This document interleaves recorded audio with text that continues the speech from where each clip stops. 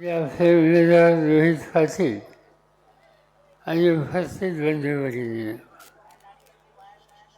महाराष्ट्राच्या विधानसभेच्या निवडणुका आल्या आणि त्याच्यामध्ये हे राज्य, या राज्याचा कारभार हा कुणाच्या हातामध्ये द्यायचा याचा निकाल घेण्याच्यासाठी ही निवडणूक आहे.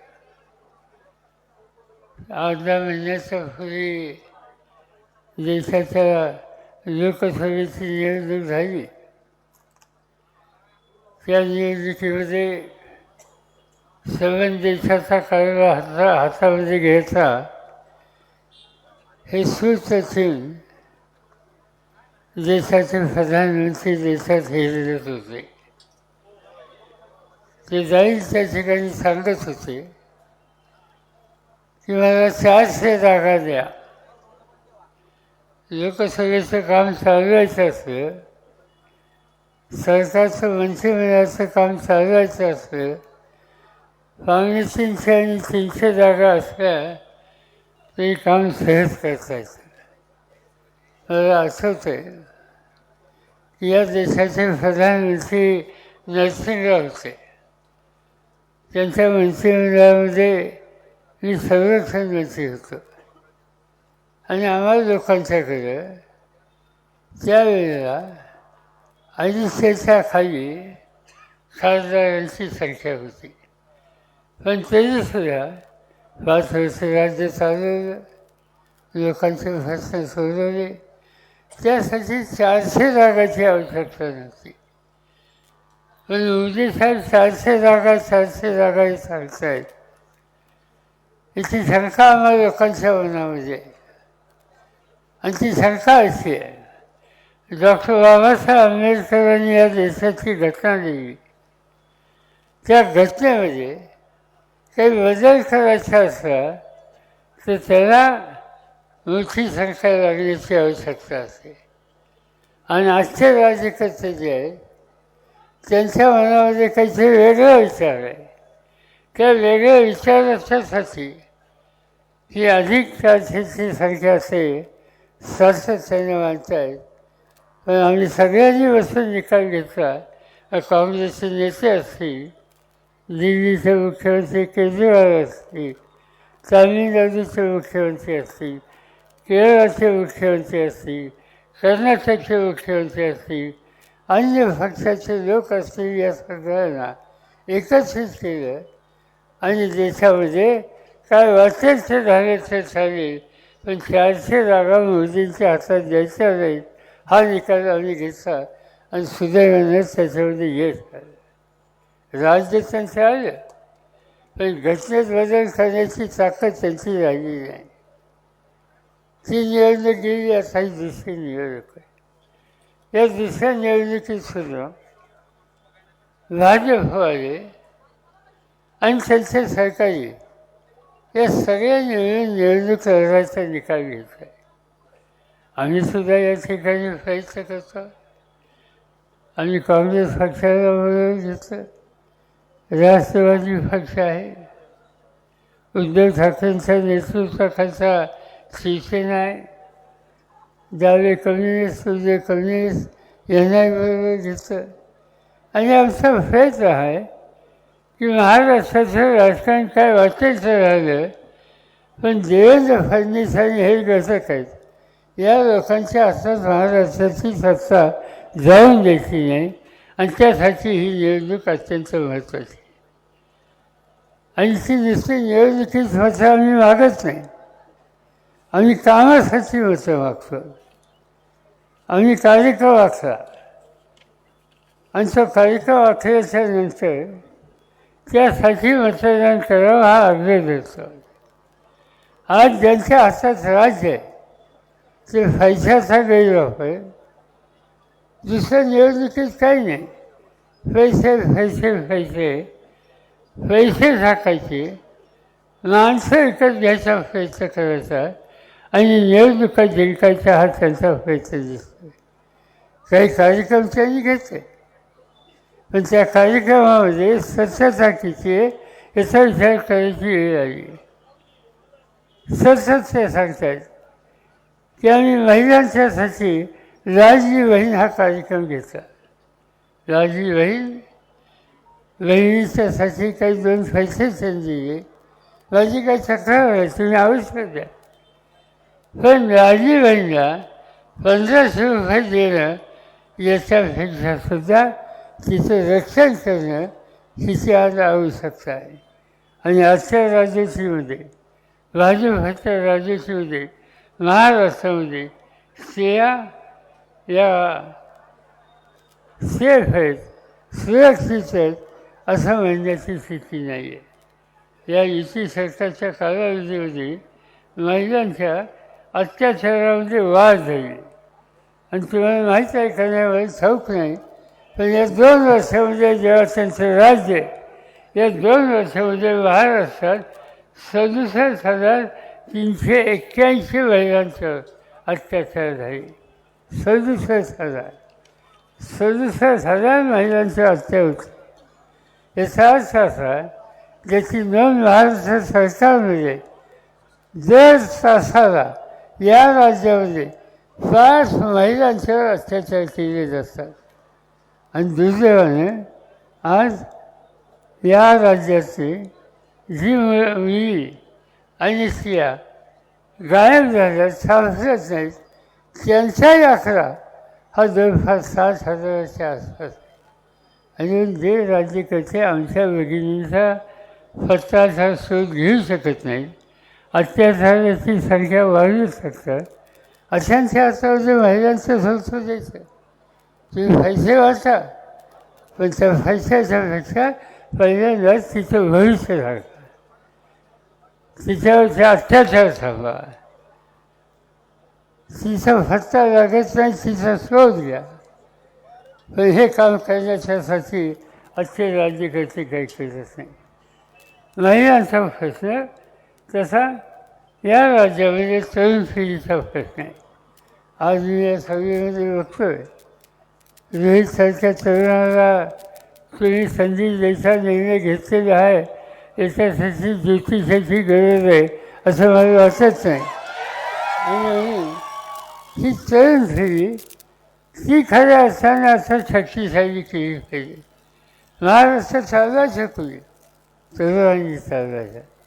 आणि या तरुणांना संधी दिल्याच्या नंतर ते तरुण उत्तम काम करू शकतात याचा अनुभव मला आहे. आज या ठिकाणी बोलताना रोहितने सांगितलं की मला एकटं फाडण्याचा प्रयत्न करता येईल. काही काळजी करू नका, कोण एकटं फाडू शकत नाही. या 2 तारखेची तरुण पिढी जोपर्यंत मग ती कवठेमहांकाळची असेल, ती इथे असतील, आठवडीची असतील किंवा तासगावची असतील, ही तरुणांची शक्ती तुमच्या मागे, तोपर्यंत चिंता करायचं काही कारण नाही. तुम्ही एकटं करू शकत नाही. आणि तुम्ही आज म्हणताय 55 वर्षापूर्वी माझी अवस्था तीच होती. मी वयाच्या 26व्या वर्षी निवडणुकीला उभं राहण्याचा विचार केला होता. आणि माझ्या विरुद्ध सगळे आमचे कठीण नेते होते. आणि त्या नेत्यांनी चव्हाण साहेबांना, वसंतदादांना सांगितलं की या तरुण पोराला आत्ता संधी देऊ नका. पण नेत्यांनी ऐकलं नाही. विरोध खूप होते, तरी नेत्यांनी ऐकलं नाही. मला आठवतं आहे, मला तिकीट देऊ नका म्हणून सांगायला आमच्या पक्षाचे अनेक नेते आले होते. चव्हाण साहेबांच्याकडे चर्चा झाली. चव्हाण साहेबांनी विचारलं की एका तरुणाला संधी द्यायला तुमचा नकार आहे. त्याने हो, कारण तो निवडून यायचा नाही. चव्हाण साहेबांनी प्रश्न विचारला की आपल्या राज्यामध्ये 288 खासदारांच्या जागा आहेत, आपल्या पक्षाच्या किती जागा निवडून येतील? तर त्याच्या ज्येष्ठांनी सांगितलं की निदान 200 तरी येतील. चव्हाण साहेबांनी दुसरा प्रश्न विचारला, राहिलेल्या 88चं काय? तर नेत्यांनी उत्तर दिलं, बहुतेक तिथं पराभव होईल.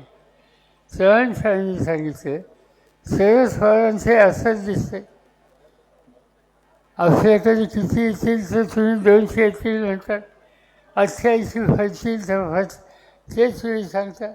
त्या 88मध्ये आणखीन एक झाला आणि ते 89 फसतील असं सांगा, शरद पवारांना तिकीट आहे. आणि मला तिकीट दिलं आणि त्या दिवसापासून आज 55 वर्ष मी सतत दिसतोय. एकदा सुद्धा लोकांनी मला घरी केली आहे. आणि त्यामुळं आजच्या वयामध्ये तुम्ही रोहित या ठिकाणी देताय. माझी पूर्ण खात्री आहे की पुढची 50 वर्ष या भागाचं नेतृत्व करण्याचा अधिकार हा त्यांचा राहणार आहे. तो त्यांच्या कामाने राहणार आहे, त्यांच्या आदराच्या पुण्याने राहणार आहे. आणि त्यासाठी त्यांना मोठ्या मताने विजय करा ही आग्रहाची विनंती मी आपल्याला करतो आहे.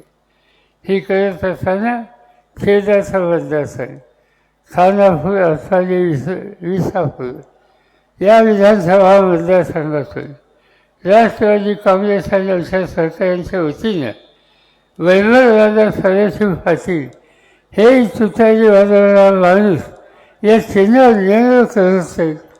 माझी सगळ्या मतदारांना आव्हान आहे की जसं रोहितचं निवडून याल तसं वैभवदादा पाटील यांनासुद्धा प्रचंड मताने तुम्ही निवडून द्यायचं काम या ठिकाणी केलं पाहिजे. आजची ही निवडणूक विशेषतः या मतदारसंघाची फार चुटकीची होईल अशी बाहेर चर्चा आहे. मी विचारलं काही लोकांना, चुटकीच होईल असं का वाटतं? आजारची पुण्याने महाराष्ट्राच्या कानाकोपऱ्यामध्ये लोक आजारचं नाव घेतात. माझ्या दौऱ्याची मी सुरुवात नागपूरच्या ग्रामीण भागातून केली आणि अनेक जिल्ह्यामधून मी आज इथं आलेलो आहे. मी कधी 17 दिवस कधी घरीसुद्धा गेलो नाही. या तालुक्यात या जिल्ह्यात, या तालुक्यात या जिल्ह्यात. आणि हे सुरुवातही केल्याच्या नंतर पहिल्या दिवशी नागपूरला सभा संपली आणि काही आदिवासी समाजाचे लोक एका कोपऱ्यात थांबलेले होते आणि त्यांनी मला हात केला.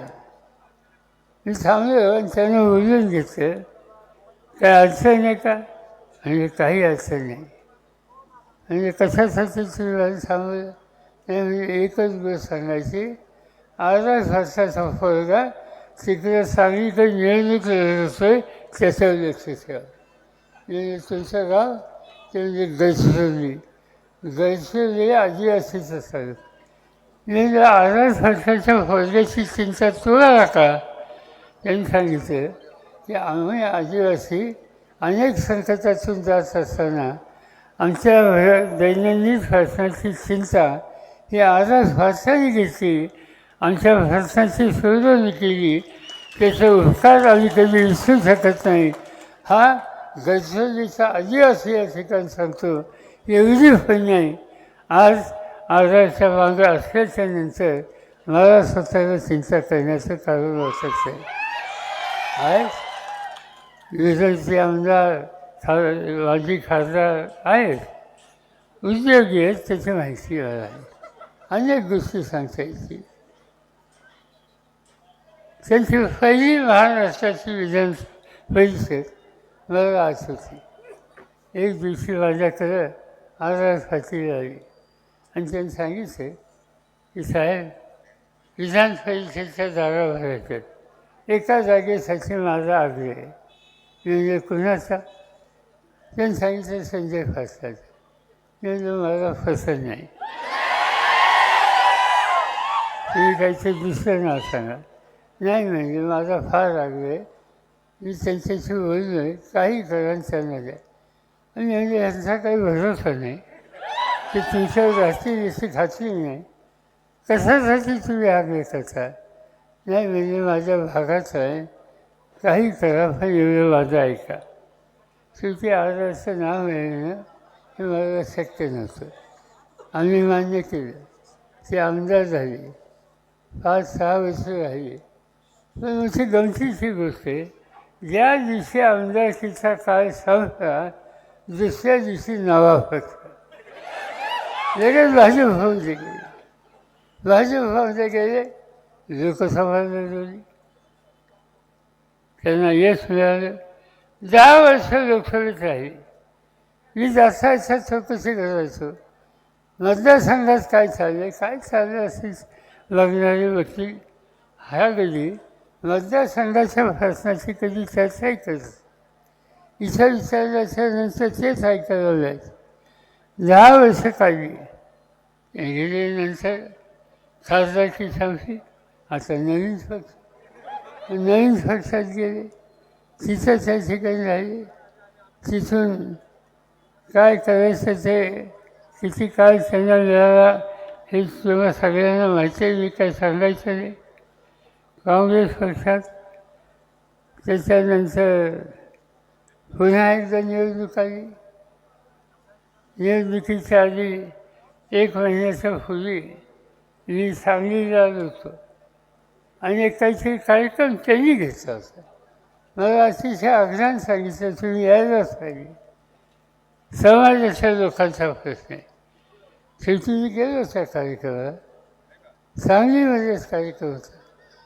मी त्यांना विचारलं की उद्याच्या निवडणुकीमध्ये कसं चित्र दिल्याचं काय काळजी करू नका. म्हणजे अवसर सगळे आहे.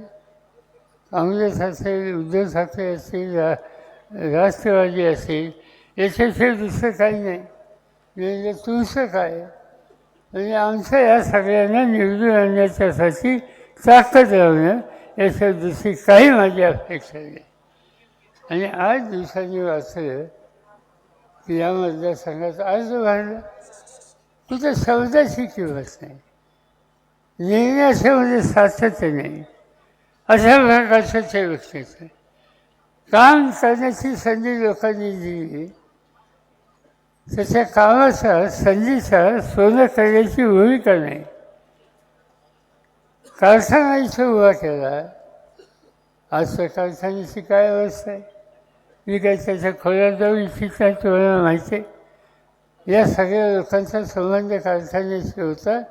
आज एकेकाळी सांगली जिल्हा सरकारी कारखानदारीच्या बाबतीत महाराष्ट्राला नेतृत्व देणारा जिल्हा आणि त्या सांगली जिल्ह्यामध्ये तासगाव भागाचा कारखाना आज काय अवस्थेत आहे. त्याचं नेतृत्व कोणाकडे होतं, त्याची जबाबदारी कोणाची होती, या सगळ्या गोष्टी तुम्हाला माहिती आहे.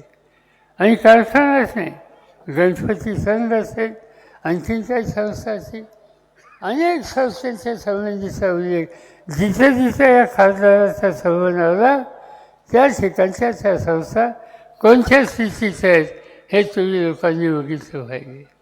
आणि ते बघितल्याच्यानंतर तुम्हाला कधीही समाधान मिळणार नाही. कारण समाजाच्यासाठी समाजाने दिलेला अधिकार हा गाजवायचा असतो, त्यासाठी वापरायचा असतो. हे सूत्र या ग्रस्थांनी कधीही मनामध्ये ठेवलं नाही. आणि त्याचाच परिणाम आज तुम्हा लोकांच्या हिताची दखल न करणारी व्यक्ती जर या ठिकाणी रोहितच्या विरुद्ध उभी असेल आणि दुसऱ्या बाजूला सत्ता असं नसो पण लोकांचे प्रश्न सोडवण्यासाठी माणसाला हेलफाटे घालून अधिकाऱ्यांची गोड बोलून या मतदारसंघाच्या जनतेची कामं करून घेणं हे सूत्र त्यांनी या मधल्या काळामध्ये पाहिलं. त्याचा विचार करायचा का लोकांना धोका देण्याचा विचार करायचा हा प्रश्न तुमच्यापुढे आहे. आणि माझी खात्री आहे की तासगाव तालुक्याची जनता या देशाच्या स्वातंत्र्याच्या काळात, संघर्षाच्या काळात समाजाच्यासाठी कष्ट करणारी, उभारणारी, देशाला परकीयांच्या हातातून मुक्त करण्याच्यासाठी पर्यंत संघर्ष करणारी आणि नेहमी प्रगतीचा आणि विकासाचा विचार करणारी जनता रोहित भाषांच्या मागं मोठ्या शक्तीने उभं राहील याची पूर्णपणानं मला खात्री आहे. आणि उद्याच्या या निवडणुकीमध्ये त्यांची खूण तुम्हाला माहिती आहे. तुतारी फुंकणारा माणूस आणि जो माणूस आझाद पाटील असोत आणि आज त्यांचा वारसा रोहित चालत असेल, या सगळ्यांच्या कामामध्ये शेवटचा माणूस हा अखंडतेने लक्षात ठेवलेला आहे. आणि त्या शेवटच्या माणसाचं स्मरण या तुतारी त्यांनी मुखात घेतलेली आहे त्या माध्यमातून आपल्याला कायम होईल. आणि त्यासाठी तुतारी फुंकणारा माणूस याच्यासोबत वचनदावा मोठ्या संख्येनं प्रचंड मताने तुम्ही रोहितला निवडून द्या, मी सांगण्याची आवश्यकता नाही. तुम्हाला खात्री वाटेल की आबासाहेब या ठिकाणी आजार नाही आहेत, त्याचं दुःख आहे, अस्वस्थता आहे. आम्हा लोकांचं तर त्यांच्याशी भांडणच आहे. मी स्वच्छ सांगितलं की ना की तुमचं माझं भांडण होईल. तुम्हाला जायचं, आम्हाला सोडून जायचा अधिकार नाही. तुम्हाला संबंध महाराष्ट्राची जनता वेगळ्या दृष्टीनं बघते आणि त्यासाठी तुम्हाला जगलंच पाहिजे. तुमचं आयुष्य हे महाराष्ट्राला हवं आहे आणि त्याच्यासाठी काही होत असेल तर तुमचं आमचं भांडण होईल, हे मी स्वच्छ त्यांना हॉस्पिटलमध्ये सांगितलं होतं. पण शेवटी सगळंच काही तुमच्या माझ्या त्यांच्या हातात असतं असं नाही. काही गोष्टी आपल्या सगळ्यांच्या कृतीच्या बाहेर असतात आणि तीच अवस्था तिथं झाली आणि आज ते तुमच्या माझ्यामध्ये राहिली नाही. पण ती राहिली नसली तर त्यांचा आदर्श काय नाही आणि तो नुसता तासगाव होता नाही.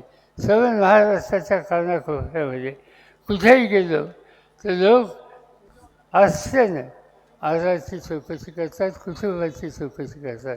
माझ्या मते हे फार मोठं धन तुम्हा लोकांच्या फजरामध्ये आजारी जाता जाता टाकलेलं आहे आणि म्हणून समाजाला संपन्न करण्याचा दृष्टिकोन ज्याने उभं आयुष्य व्हायला आज त्याच्या मतदारसंघामध्ये त्यांच्या जागेवर त्यांची पुढची फेरी ही जर निवडणुकीला उभी होत असेल तर तुम्हा सगळ्यांची पूर्ण ताकद ही तर त्यांना द्याच, पण मतांचा विक्रम करा आणि विक्रम करून सर्व महाराष्ट्रात चर्चा झाली पाहिजे की रोहित भाताला जी काही मतं भरली अशी मतं भरणं त्याला भाग्य लागतं, याची घरोघर चर्चा होईल हीच अपेक्षा या ठिकाणी करतो आणि माझ्या पुढच्या कार्यक्रमाला या ठिकाणी जाऊ शकते.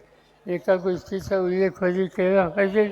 मध्यंतरी मी इथं आल्याच्या नंतर वेदांना संघ या संबंधीचे लोक मला भेटले होते आणि त्यांनी मला सांगितलं की आम्ही स्वर्गीय आझाद बाबा फाती या नावानं वेदांना मार्केट नवीन आम्ही इथं उभं करतो आहे. मी एवढंच सांगू इच्छितो की द्राक्षाची शेती, इथली सगळी शेती कष्ट करून तुम्ही लोकांनी केली. द्राक्ष वाढवली, वेदाने वाढवले, सर्व देशाच्या कानाकोपऱ्यामध्ये इथे वेदाने जात असतात आणि त्यासाठी तुम्ही नवीन मार्केट उभं करतात. मी एवढंच सांगतो की आमच्या सगळ्यांचं सहकार्य आणि पूर्ण ताकद या नवीन मार्केटला निश्चितपणाने राहील हीच खात्री या ठिकाणी सांगतो आणि पुढच्या सभेला जायला परवानगी घेतो. जय हिंद, जय भारत.